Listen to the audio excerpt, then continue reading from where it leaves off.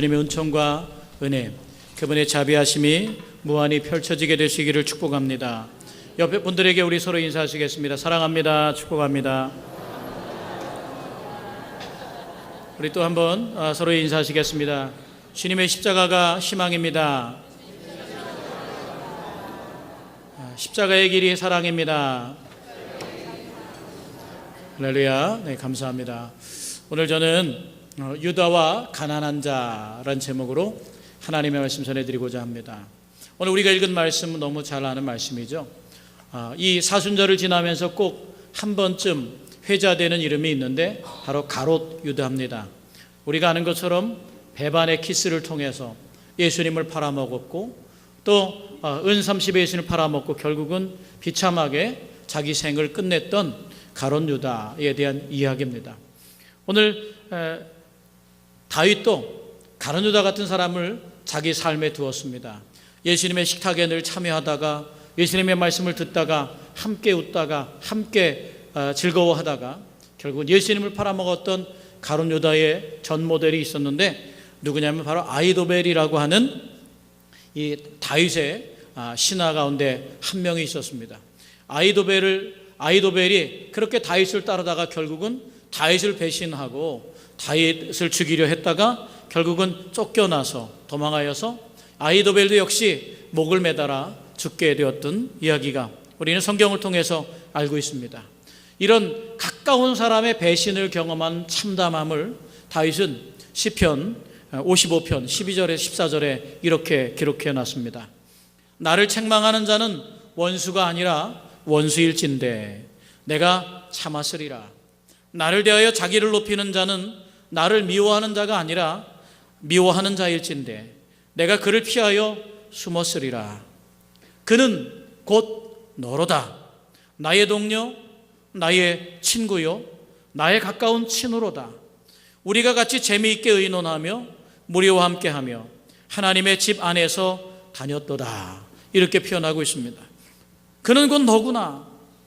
옆에 사람 보세요. 그는 곧 너구나. 곧 나의 동료, 나의 친구, 나의 가까운 친구로다. 우리가 재미있게 의논하며 무리와 함께하여 하나님의 집 안에서 다녔도다. 많은 것을 함께 나눴지만 결국 두 사람이 함께하지 못했던 삶을 보게 됩니다. 가룟 유다에게도 예수님께서 지금 떡반죽 그릇에 손을 넣는 자가 나를 팔 자다라고 말씀하셨습니다. 이 식탁에서 나와 함께 빵을 나누는 자, 교회 안에서 나와 함께 찬송하던 자, 교회 안에서 예배하던 자, 그런 사람이 바로 예수님을 배반했고 다윗을 배반했다는 겁니다. 그러면 유다는 누구냐? 유다는 누굽니까? 유다는 그 인생을 빛 속으로 걸어서 들어갈 수 없었던 사람, 또 걸을 수 없는 모든 사람들을 말하는 줄로 믿습니다. 빛이 가장 가까이 왔어요. 빛이신 예수님이 내 곁에 왔어요. 그런데 그는 자기 안에 있는 탐욕으로 말미암아 빛으로 걸어 들어가지 않습니다. 이런 사람들이 예수님의 12제자 가운데 한 명이었다는 것을 생각하면 오늘 이 지상의 교회는 항상 이런 사람들이 있음을 놓치지 말라고 하시는 말씀인 줄로 믿습니다. 그렇다면 예수님께서 가룟 유다의 배신을 몰랐을까요? 전능하신 하나님께서 가룟 유다가 이렇게 예수님을 배신할 걸 몰랐을까요? 아마 성경은 미리 예언해 놓았기 때문에 알고 있었을 겁니다. 그런데도 예수님은 가룟 유다를 제자로 받아들이셨습니다. 가룟 유다가 예수님을 팔아먹기 위해서 예수님의 뺨에 키스를 할 때 그것은 그 로마 군사들이나 유대 병사들이 손으로 예수님의 뺨을 때리는 고통보다 훨씬 더 예수님의 마음을 아프게 했을 것입니다. 그래서 이 가룟 유다가 도대체 어떤 사람인가를 살펴보면서 특별히 오늘 본문에 보면 가룟 유다와 예수님, 가난한 자, 마리아의 향유를 본 헌신이 얽혀 있으면서 오늘 이 가룟 유다의 정체, 그리고 오늘 우리에게 주시는 예수님의 말씀이 어떤 것을 주는지 보게 됩니다. 가룟 유다는 어찌해서 실패자가 되었느냐, 이것이죠. 사순절을 보내면서 우리 또한 그럴 수 있다는 거예요.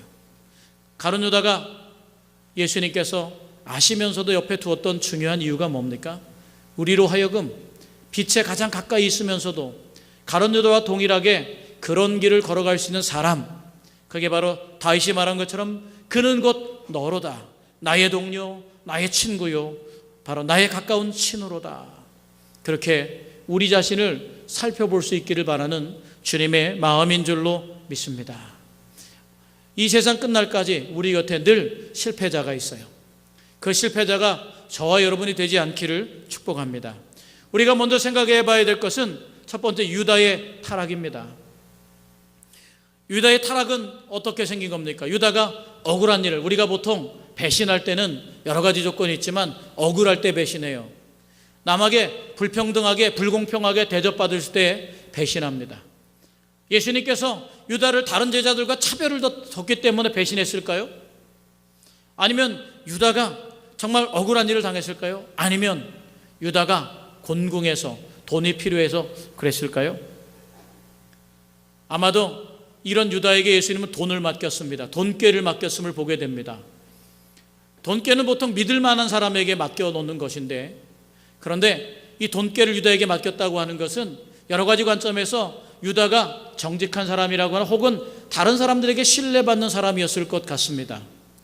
그렇게도 볼 수 있지만 또 한편의 관점에서 보면 예수님께서 유다에게 돈꾀를 맡기신 것은 유다가 배신하되 합리적인 배신의 근거를 제공하지 않으려고 그렇게 맡기신 것 같아요. 예수님, 나는 예수님을 배신했는데 예수님, 나 다른 제자와 차별하셨잖아요. 예수님, 나 정말 힘들었어요. 어려웠어요. 돈이 없었어요. 그래서 나 배신했어요. 그렇게 말하지 못하게 했다는 거예요. 그는 직접 돈을 맡았습니다. 그리고 이 돈을 맡을 때 유다가 한 일은 뭐냐? 유다가 한 일은 가난한 사람들에게 나눠주기 위해서 바로 이 돈꾀를 맡았다는 겁니다. 바로 예수님 시대에 바로 예수님과 가난한 자를 떼어놓을 수 없는 중요한 이유는 예수님께서 제자들과 다니시면서 그 모은 돈꾀, 헌금을 가난한 자들과 나누기 위해서 제자 가운데 한 사람 가룟 유다를 따로 택하여서 그렇게 분배할 만큼 가난한 사람을 늘 곁에 두셨다라고 하는 사실을 우리는 오늘 가룟 유다의 이 돈깨 맡은 일을 보면서 알고 있습니다. 가난한 사람을 위한 물질을 공동으로 관리했다라고 하는 것입니다. 오늘날 교회는 어떻습니까? 가난한 사람을 곁에 두고 그 사람들을 위해서 공동으로 관리하고 있습니까? 오늘 이 가난한 사람을 나눠주는 책임을 맡았던 그는 자신에게 주어졌던 좋은 은총과 직무를 나쁘게 사용했음을 보게 됩니다. 예수님은 가난한 자들과 분리할 수 없었지만 유다의 마음은 가난한 자들과 함께할 수 없었습니다. 유다가 예수님에게 배반의 키스를 한 다음에 예수님을 팔아먹을 그때부터 가룟 유다가 이렇게 나쁜 길로 빠져갔을까요? 그때부터 가룟 유다가 타락했을까요? 아닙니다. 오늘 요한복음 12장 6절에 보면 가룟 유다의 그 본래 성품과 마음의 생각을 밝히 드러냅니다. 가룟 유다가 자기가 돈깨를 맡은 사람이기 때문에 이 마리아가 향유를 부어 예수님께 향유를 부어드립니다. 노동자의 1년치 품삯이나 되는 어마어마한 가격의 향유를 예수님께 부을 때 가룟 유다는 자기는 돈깨를 맡아서 가난한 사람들에게 나눠줘야 되는 사람의 직무를 따라 이렇게 말합니다. 이걸 어찌하여 300데나리온이나 되는 돈에 이 향유를 팔아서 가난한 자들에게 주지 아니하였느냐. 가룟 유다는 자기의 직무가 가난한 사람들에게 나눠주는 거기 때문에 이렇게 말할 수 있지 않을까라고 사람들은 생각할 겁니다. 겉보기에는 그렇습니다. 그러나 그 내면에는 가난한 사람들이 6절에 보니까 이렇게 말하면 가난한 자들을 생각함이 아니요 그는 도둑이라 돈깨를 맞고 거기 넣는 것을 훔쳐감이라. 처음부터 이 가룟 유다는 예수님과 함께할 생각이 없었음을 보게 됩니다. 가능한 빨리 남들이 무시할 수 없는 그런 존재가 되기 위해서 가능한 빨리 자기 탐욕을 채워서 예수님 곁을 애초부터 떠나갈 준비를 했던 겁니다. 가능한 빨리 남들에게 무시당할 수 없는 존재가 되기 위해서 가룟 유다는 그 예수님의 연보에서 물질을 훔쳐낸 도둑이었고 바로 그렇게 착복하고 갔습니다. 가짜 영수증을 만들어서 그렇게 슬쩍 자기 마음을 채웠습니다. 언젠가 돈이 충분하다 싶으면 예수님을 떠나 고향에 내려가서 떵떵거리고 살 생각이 있었는지도 모르겠습니다. 빛이 옆에 있으나 그 안에 있는 탐욕은 결국 영원히 그 길을 걸어가지 못하게 합니다. 우리가 교회 안에 있으나 우리 안에 잘못된 탐욕이 있으면 영원히 주님께로 들어가지 못할 수 있다는 사실을 깨닫게 되길 축복합니다. 요한복음 13장 2절에 보면 바로 이 가룟 유다에게 마귀가 예수 팔 생각을 넣어줬다고 말합니다. 제가 사순절 처음 시작할 때 예수님의 시험에 대해서 말씀하면서 예수님의 시험을 다 마치신 다음에 사단이 마귀가 잠시 예수님을 떠났다라고 그런 표현이 있음을 여러분에게 말씀드렸을 거예요. 그런데 오늘 말씀해 보니까 그 잠시 떠났던 마귀는 교회 안에 있던 예수님 가장 가까이 있던 가룟 유다에게 예수 팔 생각을 넣어주는 그런 일로 다시 돌아왔습니다. 여러분이 교회 안에 들어와 있지만 여러분에게도 예수 팔 생각을 넣어줄 바로 마귀가 다시 곁에 와서 여러분을 흔들 수 있다는 사실에 우리가 그 사실을 인지하고 깨닫게 되기를 축복합니다. 누가복음 22장 3절에는 사탄이 그 가룟 유다에게 들어갔다는 표현을 썼습니다. 결국 예수님을 떠났던, 시험을 이기셨던 예수님을 떠났던 마귀는 예수님을 끝까지 넘어뜨리기 위해서, 주님의 몸된 교회를 무너뜨리기 위해서 곁에서 있습니다. 오늘 제가 9시 예배 때는 엄청 피곤했습니다. 눈앞이 뿌옇더라고요. 오늘 사실은 장례를 이른 새벽부터 장례를 치르고 왔습니다. 오늘 장례를 치르면서 제가 여러분에게 항상 아쉬운 점이 늘 있습니다. 우리 황명숙 집사님, 홍종성 집사님 아마 2부 남성교회하고 한 5부나 6부 여성교회 되시는데 이분들이 오랫동안 교회를 다니셨어요. 그리고 그분이 이번에 돌아가신 그분의 어머니는 94세십니다. 시골에서 지내셨는데 열심히 신앙생활 하시다가 요양병원에 계셨는데 열심히 신앙생활 하면서 사시다가 보니까 시골 교회 어려우니까 그 교회가 없어졌어요. 그래서 남원에서 여기까지 와서 4일장을 치르시면서 여기 와서 우리에게 장례를 치러달라고 요청을 했습니다. 저는 우리 성도님들이 이런 일에 눈뜨게 되기를 축복합니다.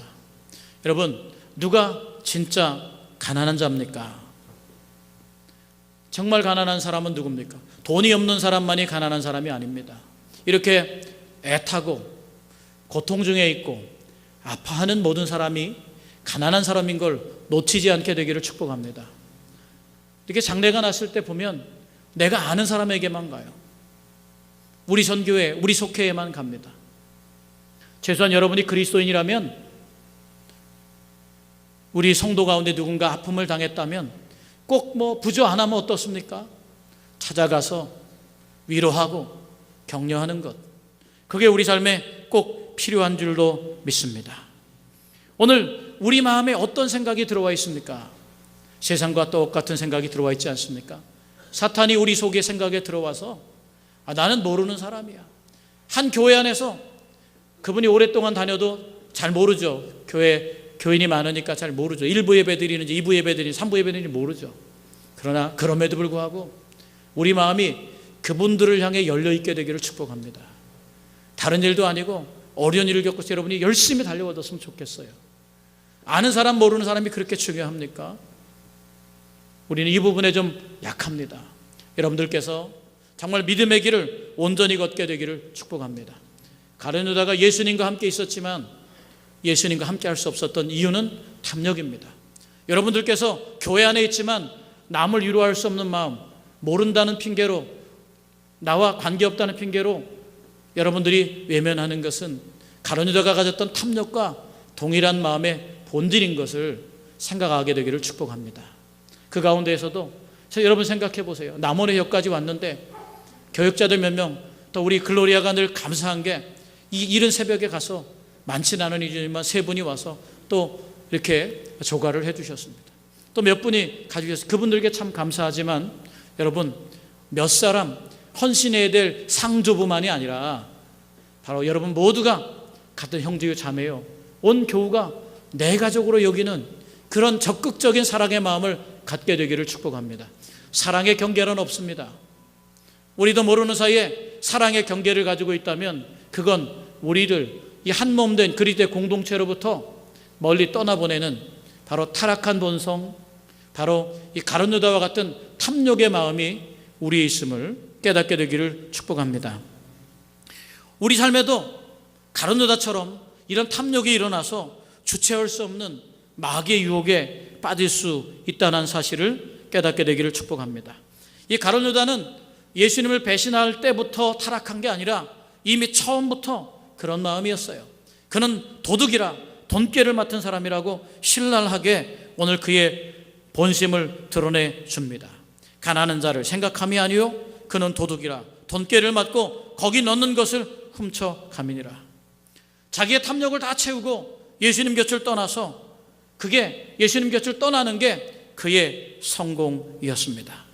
그는 그래서 그런 탐욕 때문에 어둠의 길을 포기할 수가 없었어요.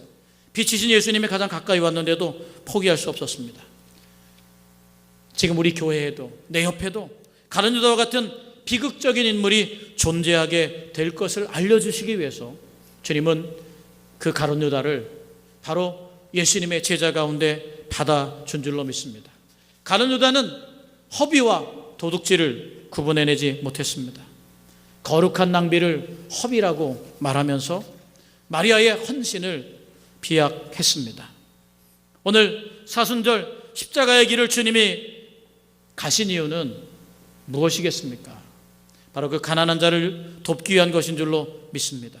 감춰진 유대의 길에 대한 교훈을 우리가 듣게 되기를 축복합니다. 두 번째, 오늘 예수님께서 이런 가룟 유다에게 뭐라고 말씀합니까? 가난한 자는 항상 너희와 함께 있거니와 나는 항상 있지 아니하리라, 이렇게 표현합니다. 가난한 자와 우리와 함께 있다는 말씀에 원어적인 의미를 한번 우리가 꼭 살펴볼 필요가 있습니다. 여기에 보니까 여러분 말씀을 생각해 보세요. 이 말씀을 언뜻 읽으면 가난한 자보다 예수님을 더 위하라는 얘기인가 이렇게 들을 수 있어요. 그러잖아요. 가난한 자는 너희와 항상 함께 있거니와 나는 너희와 항상 함께 있지 아니하리라. 그러니까 나는 너희와 함께 하지 않으니까 나를 위해 가난한 자가 중요한 게 아니야. 가룟 유다에게 그렇게 말한 것 같아요. 그런데 잘 생각해 보면 예수님이 그동안에 가르쳤던 모든 삶, 예수님의 인격과 삶에서 예수님이 한 번도 남보다 자신을 먼저 위하라거나 남보다 자신이 더 중요하다고 말씀하신 적이 단 한 번도 없으셨어요. 그렇다면 이 말씀이 의미하는 것은 무엇이냐? 이 말씀에 대한 좀 다른 해석을 한번 살펴볼 필요가 있습니다. 이 헬라어에는 두 가지 형태로 언어가 구성됩니다. 하나는 명령형입니다. 하나는 직설법입니다. 직설법과 명령법이 해결되는데 오늘 그 가운데 오늘 우리가 읽은 말씀은 우리 마음을 따라서 이렇게 번역한 거예요. 이것을 직설법으로 받아들인 거예요. 그래서 가난한 자들은 항상 너희와 함께 있거니와 나는 함께 있지 않다. 이걸 직설법으로 받아들이니까 가난한 자보다 예수님을 더 위하라는 말로 오해해서 들을 수 있습니다. 그런데 이 헬라어에는, 이 그리스 말에는 명령형으로 이것을 표현해낼 수가 있답니다. 명령형으로 쓰여진다는 겁니다. 동시에 두 가지 의미가 있는 거예요. 그래서 여기에는 이렇게 말할 수 있는 겁니다. 뭐라고 말하냐면 가난한 자들은 항상 너희와 함께 있거니와, 이 말을 명령형으로 바꾸면 가난한 사람들은 항상 너희와 함께 있어야 한다라고 명령하는 겁니다.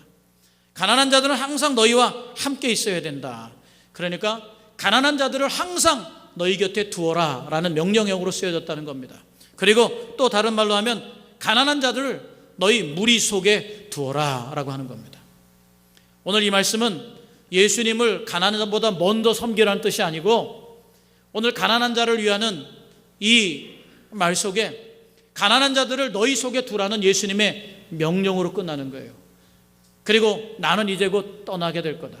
예수님이 지금까지 가난한 자들과 함께 했지만 나는 떠나니까 이것은 가난한 자들을 너희 속에 두어라, 가난한 자들을 너희 무리 가운데 두어라 라고 하는 그런 예수님의 명령형으로 이 말씀이 다시 해석될 수 있다고 합니다.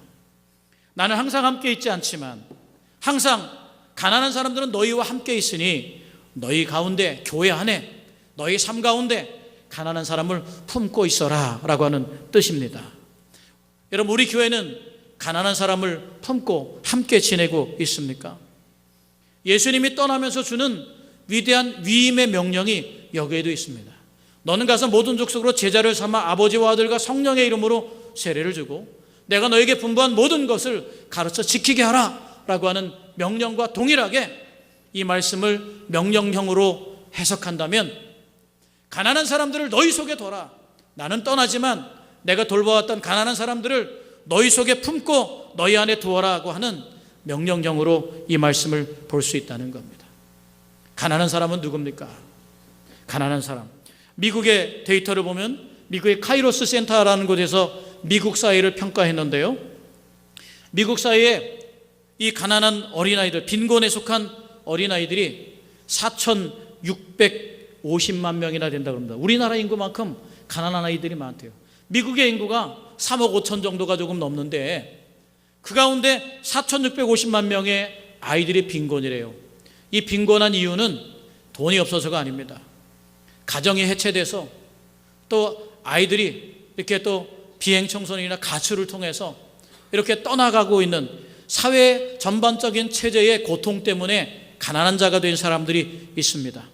근데 여기 보니까 시대가 좋아지고 돈이 많아지고 사람들이 잘 살게 됐는데 2008년보다 이 수치가, 오늘날의 이 수치가, 이 힘들고 고통스러운 가난한 아이들이 900만 명이나 늘었다고 합니다. 우리나라를 살펴보세요.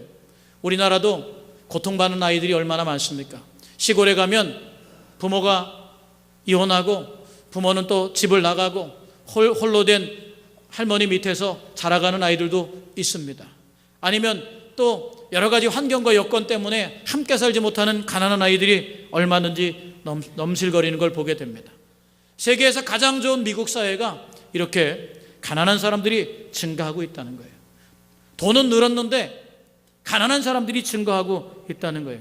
그리고 미국 사회의 극빈 저소득층은 9,730만 명, 1억에 가깝답니다. 그리고 거기에 이 가난한 아이들과 다 합치면 미국 인구의 절반에 가까운 48%가 가난한 사람이라고 합니다. 우리나라는 어떻습니까? 이렇게 보면 우리도 알게 모르게 우리 주변에 가난한 사람이 무수하게 넘칩니다. 미국 사회 구조를 보면 1%의 부자들이 100명 가운데 1명이 전체의 43%를 가지고 있어요. 사과 100개를 나눠 먹으라고 100명에게 나눠줬는데 1명이 43개를 혼자 먹은 거예요. 그리고 또 그 가운데 5%가 75%를 가지고 있어요. 5명이 75개를 나눠 먹는 사회가 됐다고 그럽니다. 나머지 80%는, 사람들의 80%는 단지 7%만 바로 가지고 살아간다는 거죠. 이게 미국의 사회만이 아닙니다. 우리나라도 마찬가지입니다. 우리나라 경제가 좋다고 보지만, 기업들이 잘 돌아가는 거 보지만, 사실 우리나라 경제를 이끄는 건 대기업 몇 개 아닙니까? 중소기업이 얼마나 힘듭니까? 얼마나 고통스럽습니까? 이런 데서 오는 상대적 빈곤과 가난은 우리 곁에 있더라라고 하는 거죠.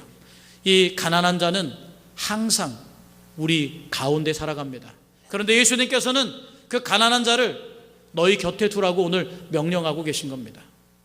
가난한 자를 외면하지 말라고 명령하고 계신 줄로 믿습니다.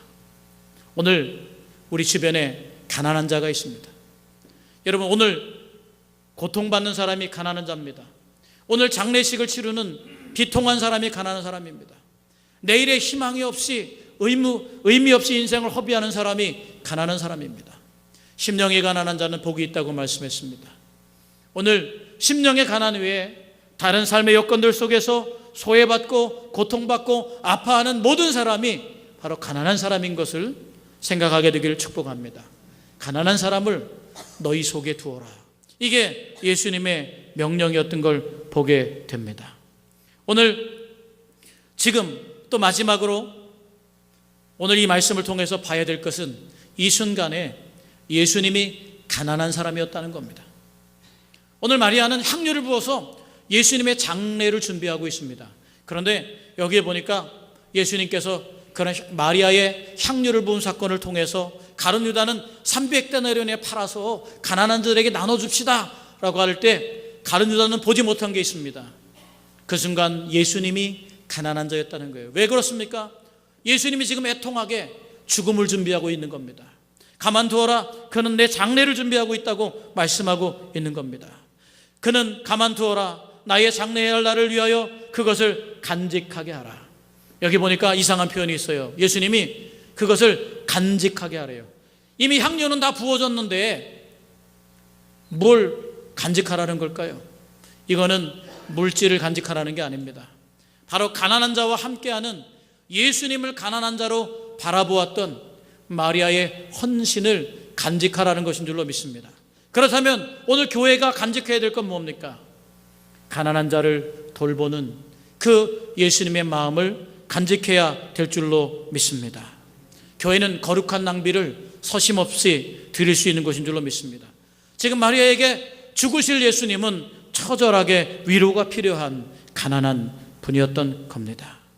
다 쓰고 남은 향유가 아니라 바로 그런 사랑과 헌신이 남겨져서 그것을 간직하라고 명령하고 있는 줄로 믿습니다.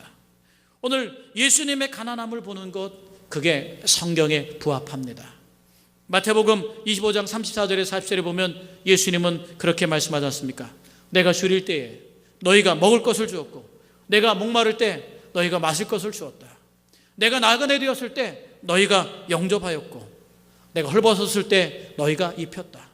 내가 병들었을 때 너희가 나를 찾아와서 돌봐주었다. 예수님이 실제로 그런 일이 있습니까? 없는데 마리아처럼 예수님이 이 순간에 가난하신 분임을 보고 그분을 위해 헌신했을 때, 오늘 동일하게 예수님의 마지막 위임처럼 오늘 가난한 자들을 너희 속에 두라는 예수님의 위임을 실천했을 때, 그 실천은 곧 예수님이 받으신 것이며 예수님의 가난을 본 것이며 예수님께 위로를 드린 것이며 예수님이 옥에 갇혔을 때 찾아온 것이며 예수님이 병들었을 때 치유해 준 사건이라고 하는 겁니다. 오늘 이것을 기억하여라, 그것을 간직하게 하라 하고 명령하고 계십니다. 가룟 유다는 모든 기회를 놓쳤습니다. 예수님의 가난을 볼 기회도 놓쳤고, 장례 준비할 기회도 놓쳤고, 가난한 자를 돌볼 기회도 놓쳤습니다. 가룟 유다는 기회를 놓친 사람입니다. 기회를 놓친 사람은 어둠으로 걸어갈 수밖에 없는 그런 인생입니다. 예수님께서 사순절 십자가의 길을 걸어가신 것은 주님이 가난한 자를 교회에 위임하고 저와 여러분에게 위임하고 그렇게 떠나간 길이 바로 십자가의 길이었음을 오늘 이 사순절에 저와 여러분이 마음에 새기고, 가난한 자를 너희 속에 두라는 예수님의 그 위임 앞에서 우리 자신이 가룟 유다처럼 탐욕을 가지고 빛 가운데로 걸어가지 못하는 어둠의 길을 계속 가서 결국 지금도 걸을 수 없는 사람으로 살아가는 인생이 되지 않기를 주님의 이름으로 축원합니다.